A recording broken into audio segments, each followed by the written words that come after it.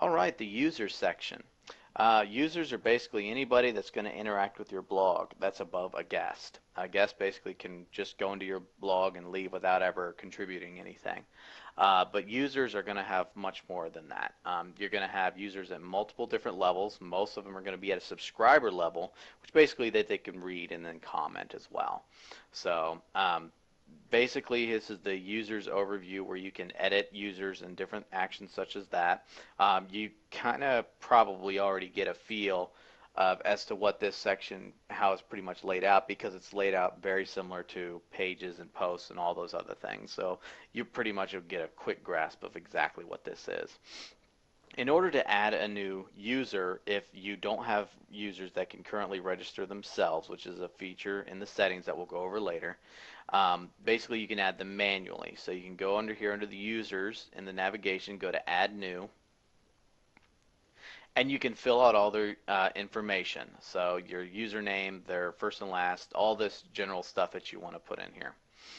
You also want to send the user the password by email. You can do that if you want. You can have that option in there. And down here is probably the most important part of it, and that's the role. Whenever you're adding a user, you want to be able to set the role to whatever they are going to be. There is 5 different roles available: subscriber, administrator, editor, author, and contributor. And depending on what you add depends on what they're going to be able to do.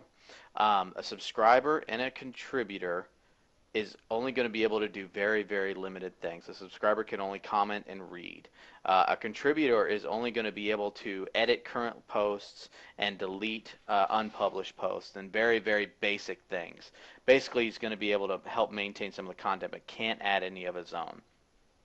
The author will be able to do all of that of contributor and subscriber, but also be able to publish posts, delete posts, and all those other things, basically, and also be able to upload media, such as photos, videos, files, things like that. And that's what an author can do. An editor can do almost everything that an administrator can that just basically pertains to content.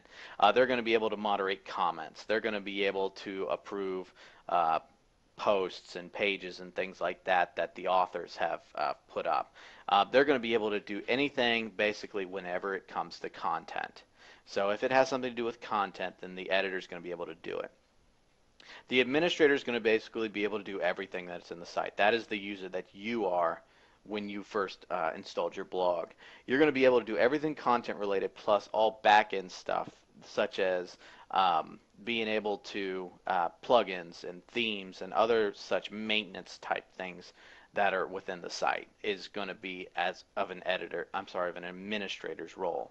So actually, WordPress has a roles and capabilities list within its codex, which is basically like its gigantic instruction manual. And you can find that under roles and capabilities if you search the WordPress codex.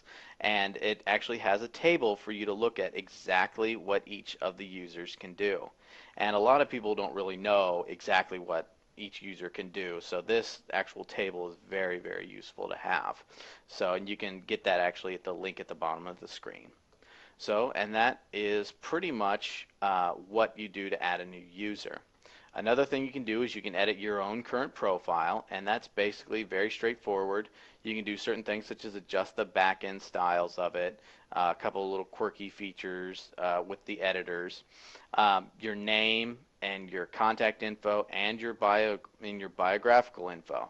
And some themes will actually show this bio here. So this is something that you may want to add onto your actual profile.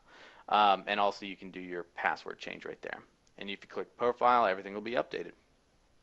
And that pretty much does it for users. There's a couple little settings that we'll go over later for individual user settings, and that pretty much does it. So we'll go on to the next section.